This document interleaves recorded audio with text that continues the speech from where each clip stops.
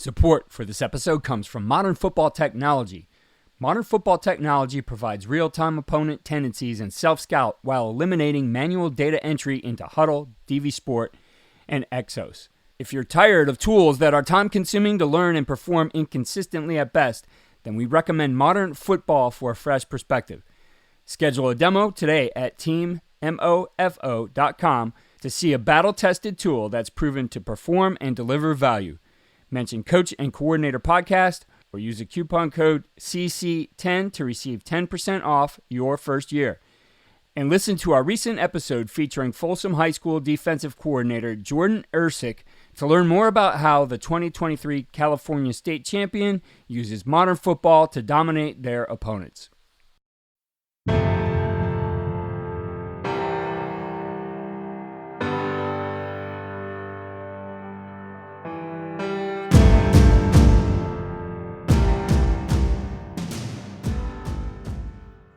At your best when your best is needed. All right. I think the true evaluation of any defense is really when you're evaluating where you're at is how did you do against the top tier teams, the teams in your conference that you got to win. You got to be successful to win a championship. Today's episode is from the second annual Lawrence First and Goal Clinic, in which Ron Roberts, now the defensive coordinator at Auburn, talked about multiple defense and the different pressures they utilize.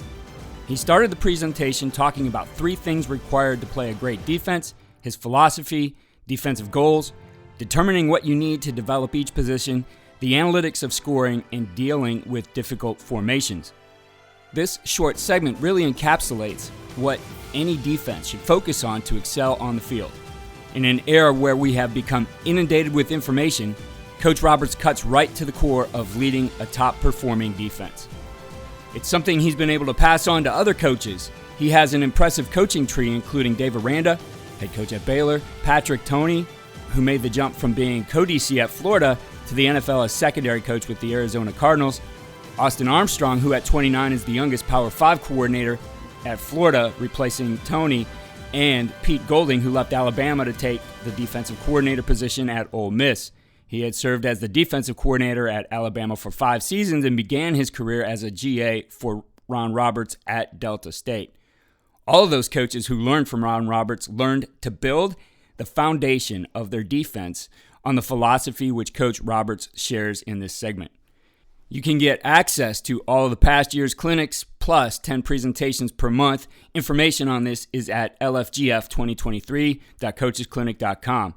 The link to Coach Roberts' entire talk, in which he gets into the X's and O's on game film, is available on CoachTube. The link is in the description. Coach mentioned some screenshots, which we will include in our enhanced show notes on coachandcoordinator.com, as well as our Winning Edge takeaways detailed in text. We share our Winning Edge takeaways at the end of every episode.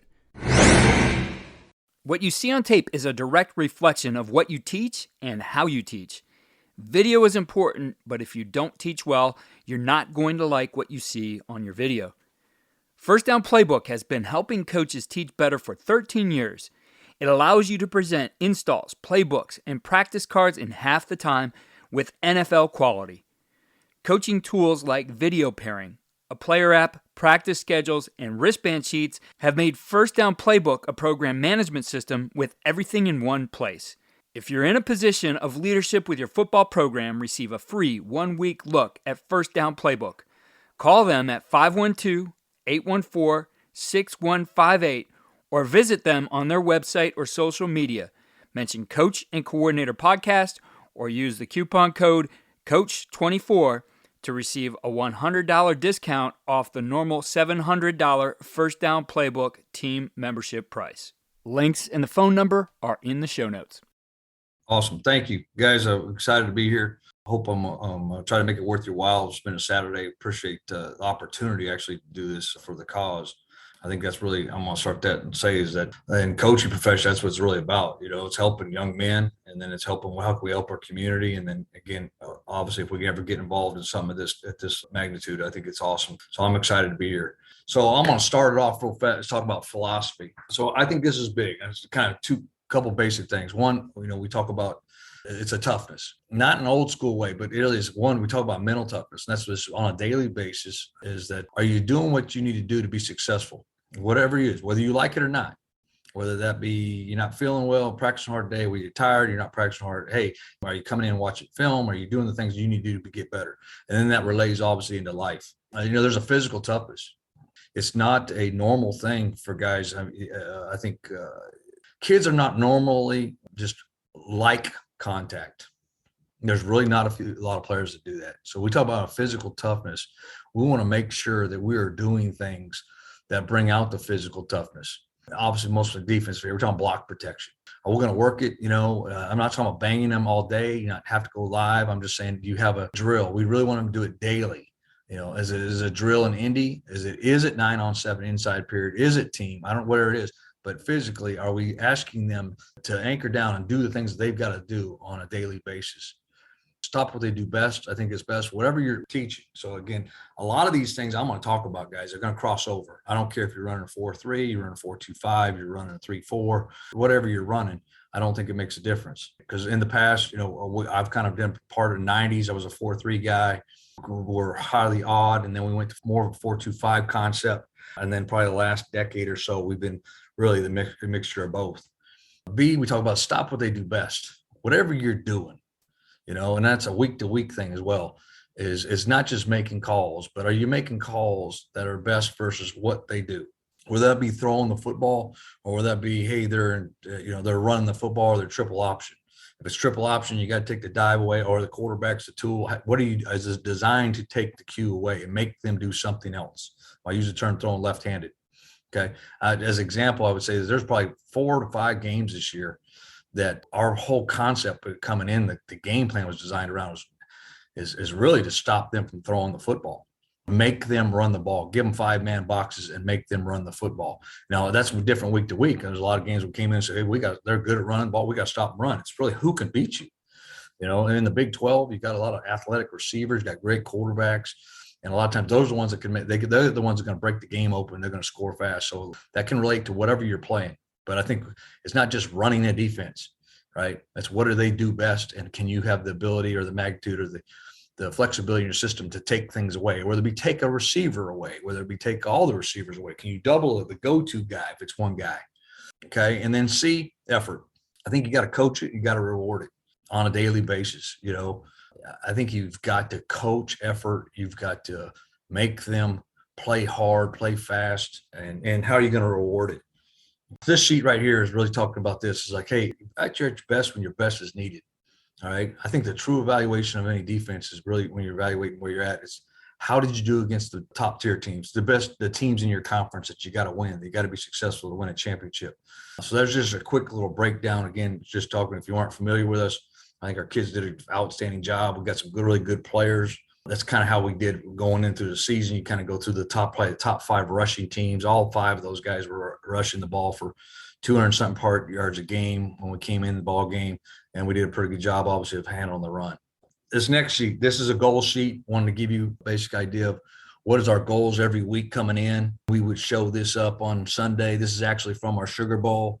We actually come in on Mondays, my bad. So Sunday off, we practice on Monday.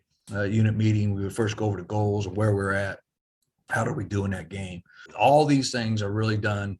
I've been fortunate on some good people, but I'm fortunate really to do it for a while. So these goals are all ours are set up to every one of them. If you do that, you're going to be in the top 20 in the country.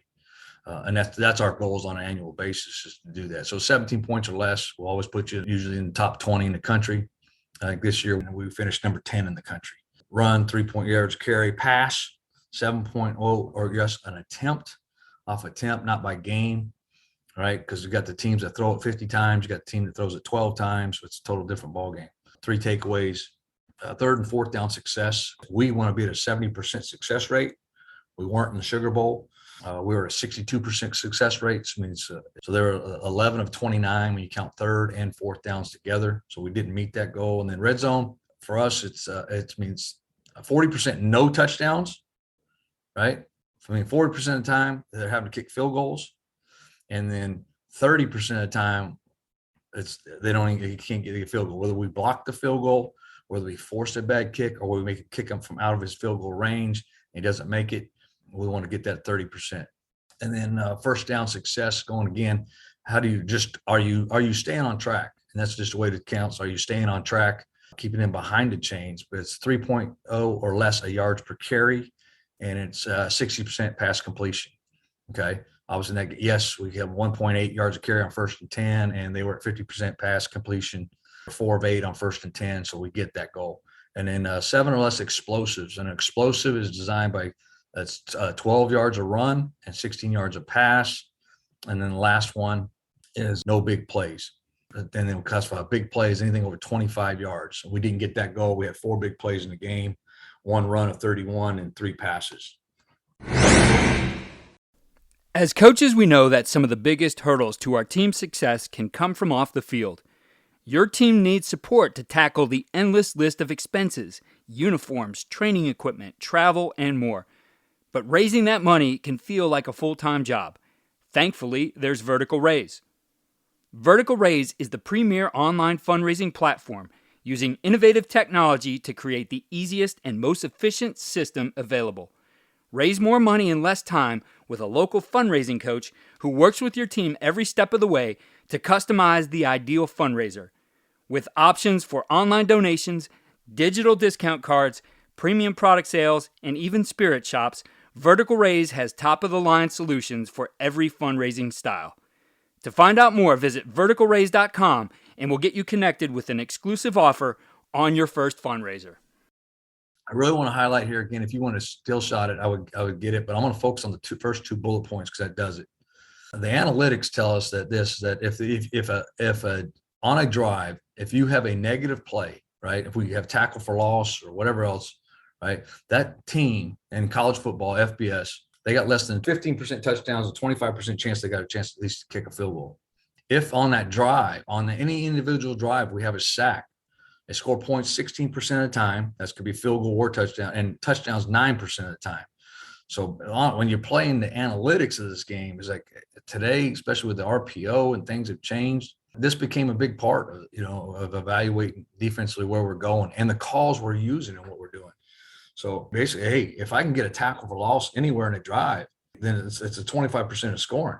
And so we did a study about 4 years ago, and we do it every year, all right? And it's been the same. But about 6 years, I guess 5 or 6 years ago, we did a study saying, hey, how did we get TFLs?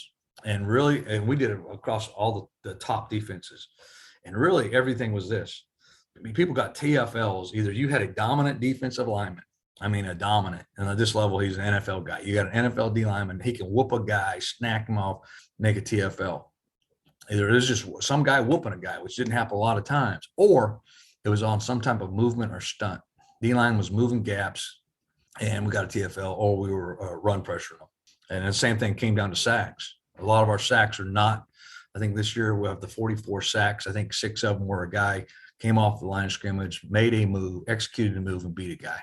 The rest of them were off of us. It was some type of designed way to attack the protection, and we got them.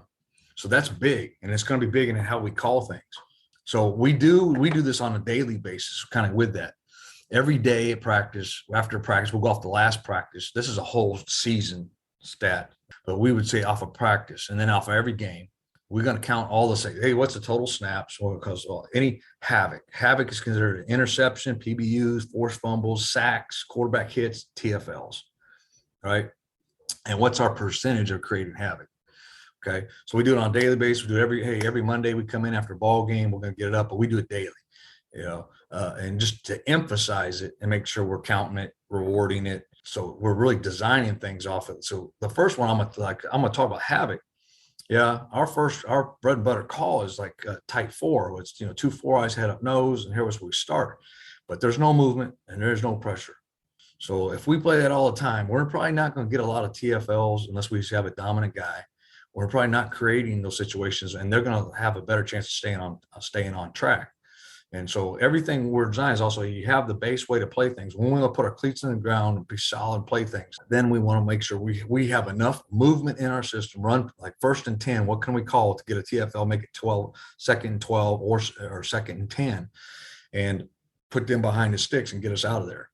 All right. Before I go into the actual X and O's and the defensive calls, this is something I would suggest everybody do. I make all of our guys do it. This is the actual checklist for our linebackers. What we do is going to take through and go through all, hey, what are your calls? In those calls, what does the guy have to do? It's a skill analysis. So what skills does he have to do? What things does he have to be able to execute? And making sure we have a checklist in the off season, right? So how are we getting all these things covered, and how much time are we spending on each one? And then ideally you want to get down to how much you got to be able to identify which ones does he have to do the majority of the time. And obviously that's the ones I got to spend the most focus on. Before we go into any of the calls, I want to talk about this. So this is actually a printout of a team. We call it formation issues. Lining up, or wherever you call it, Y in the core, twins to one side, tight ends. All right, that's probably the general number one formation in football today. So formation issues are basically anything that kind of is a problem, or for us, it'd be ability, we may want to check something to it. We identify those formations. So again, talking about FIB, that would be formation in the boundary. Pistol, I mean, it's just the back in the pistol, right? Because there's general runs that come out of that. What do they do in no backs? Tight trips, we label that one. That's tight end on one side. It's three receivers to the other. Bunch formations, where they got three guys tight, we call bunch. If it is three receivers and one of the guys in the bunch is attached to the core, that could be a tight end and a sling. It could be the running back and two receivers. It could be an in-ground tight end. One of them is attached to the core, we're classified as a bunch. And then cluster will be three wide receivers, obviously removed from the core. It's three receivers clustered together. All right, X over formation, so that's a receiver over. Just to go into Romeo is a wide receiver in the backfield. Okay, what do they do out of that? Wildcat is anybody but the quarterback lining up behind the center. Dose is a double condensed set. And then a buster for us would be, it's no backs, but somebody is in the core. So it maybe a tight end's attached to the core, and the wide receiver and the running backs out of the core, which you don't get a ton of it, but when do we get it? We get it. Maybe they got a great quarterback. He's going to run the football. They're still going to have the ability to run quarterback zone. They empty the back. Well, that's not a no back set. It's not the same as we want to check anything. It's not going to be treated the same. So those are big. Every week I would come in and our kids are identified this. They know what the formation issues are. And then we're going to go through these formations throughout the week and talk about how we want to play each one of these. Because it's really not lining up in their base formations. You put up their top, whatever you break them down, you put their top 10 formations up. That's usually not the problem. Well, the problem is it's 3rd and 4 and they jump into Wildcat and they get the sticks continuing to move. It's 3rd and 5 and they jump into double condensed set and they pick you and rub you and get guys out of there. Or, hey, they jump into tight trips on 2nd 12 and you don't adjust the formation outright and all of a sudden they're back on track. Or when they jump to no backs. So that's important for us to identify the formation issues and every week, how can we get those things adjusted? How do we want to play those formations? Here are our winning edge takeaways and ideas for implementation. 1. Put together goals that, if accomplished, will make you the best in your league or division. There's a lot of goals that you can copy and paste from clinics, but what I like the most about what Coach Roberts put together is it gives them a specific roadmap to become the best. That will take a little bit of research from past seasons on your part, but you can paint a clear picture for your staff and players of what the best defense in your league or division looks like. 2. Study yourself extensively. Today's technology provides the opportunity to look at yourself and opponents in a number of different ways, but start with a set of questions which are identified to help you understand both what makes your defense successful and what makes your defense vulnerable. That allows you to do 2 things. First, you can focus on the calls that are most successful. Coach Roberts identified what allowed them to make TFLs, as an example. He knows what those movements are, and then during the year, by weekly opponent study, he knows when to call them. Second, it helps you identify the skills to work on for each position that will enable you to play your defense the best you possibly can. And 3, identify skills for each position. Coach shared his linebacker skill list, which we will share a screenshot of on our show notes at coachingcoordinator.com. This will help each position coach focus the work they do and the drills designed to build skill. This is always a critical factor, so having a very focused list of skills and drills will help you save time every week when the game plan comes together and then must be carried over to the practice plan and honed on the practice field. We had a Q&A on the podcast with Coach Roberts. The link is in the description, as is the link to Coach Roberts' entire presentation on CoachTube. Remember to support Lawrence First and Goal. Proceeds from both the clinic and the content on CoachTube go to support pediatric brain tumor research and cancer services. Your support is greatly appreciated. Be sure to go to coachingcoordinator.com for enhanced show notes with links to related episodes, resources like Coach Roberts' presentation. In addition, we have articles and our winning edge takeaways detailed in text. Also, sign up for our free weekly tip sheet, which highlights the best ideas from the previous week, trending episodes, and featured resources. Follow me on Twitter at Coach K. Grabowski.